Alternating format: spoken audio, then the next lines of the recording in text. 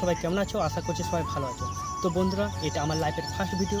তো ভিডিওটি কেমন হচ্ছে তোমরা একটু কমেন্টে জানাবে। আর যদি ভিডিওটি তোমাদের একটু হলেও ভালো লেগে থাকে অবশ্যই একটি লাইক করবে। আর যারা চ্যানেল প্রথম এসছো অবশ্যই চ্যানেলটিকে সাবস্ক্রাইব করে নেবে। বেশি কথা না বাড়িয়ে ভিডিওটি আজ এখানে শেষ করছি। আবার আসছি পরের ভিডিওতে।